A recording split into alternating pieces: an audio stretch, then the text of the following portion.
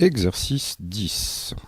Dans un jeu de 52 cartes, les As valent 20 points, les figures 10 points et les autres cartes valent 5 points. On tire une carte au hasard et on appelle grand X la variable aléatoire qui associe au tirage le nombre de points obtenus. Petit a, déterminer la loi de probabilité de grand X. Petit b, calculer l'espérance de cette loi. Petit c, interpréter espérance de x.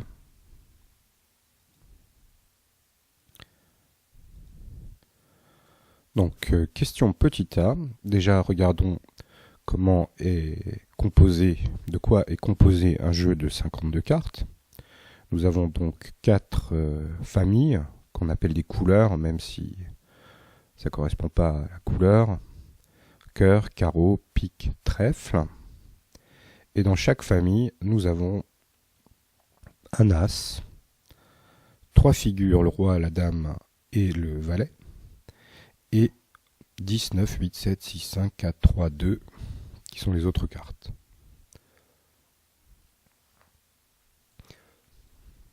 Ça nous fait donc 4 fois 9 cartes, 36 pour les autres cartes. Pour les figures,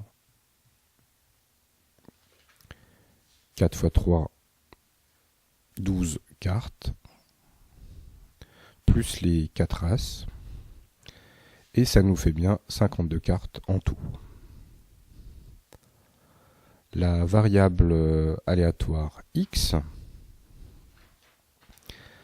prend la valeur 20, 10 et 5, et elle prend donc la valeur 20 4 fois sur 52 quand on tire un as, la valeur 10 12 fois sur 52 quand on tire une figure, et la valeur 5 36 fois sur 52 quand on tire une autre carte. Ce tableau s'appelle donc la loi de probabilité de grand X. Question B. Calculer l'espérance de grand X. On multiplie donc chaque valeur de grand X, comme 20, par sa probabilité, et on additionne les 3 produits.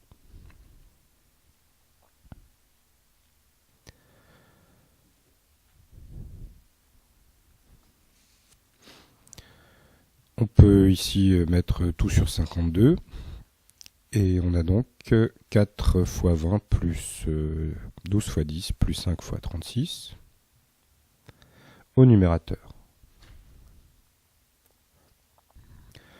On trouve 95 sur 13. On peut interpréter l'espérance de x de deux manières.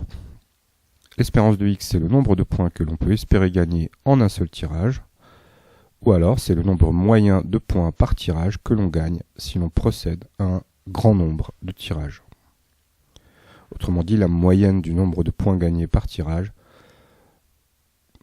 aura pour limite l'espérance de x, quand le nombre de tirages tend vers plus l'infini.